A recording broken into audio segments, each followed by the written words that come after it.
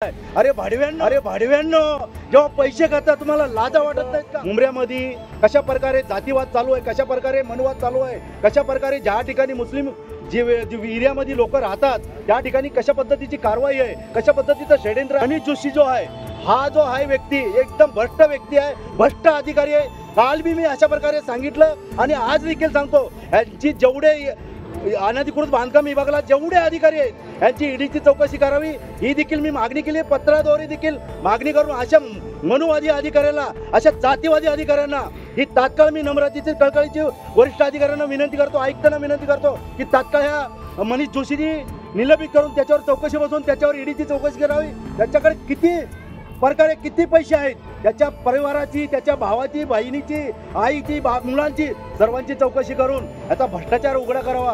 अशा प्रकारे अनेक अधिकारी ह्या ज्या बिल्डिंगी आज बनतात, एवढ्या मोठ्या बिल्डिंगी, मोठ्या 8-8, 9-9 माळ्याच्या बिल्डिंग बनतात, त्यावेळेला काय अधिकारी झोपलेले असतात का? त्यावेळी अधिकाऱ्यांना कळत नाही का? आणि ज्या वेळेला बिल्डिंग बनतात 10-10 वर्षे लोक राहतात, 8-10 वर्षे, 4 वर्षे, 5 वर्षे लोक 20-20 लाखाचं घर, 25-25 लाखाचं घर घेतात आणि त्याच्यानंतर यांना जाग येतो की अनधिकृत बिल्डिंग आहे. अरे भाडव्यांनो जेव्हा पैसे खाता तुम्हाला लाजा वाटत नाहीत का?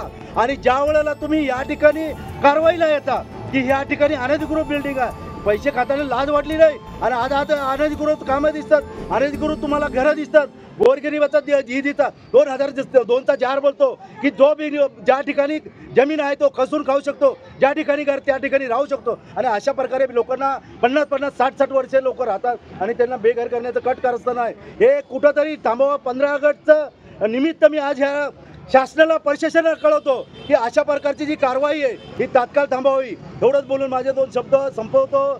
जय भीम, जय बुद्ध, जय भारत, जय भीम.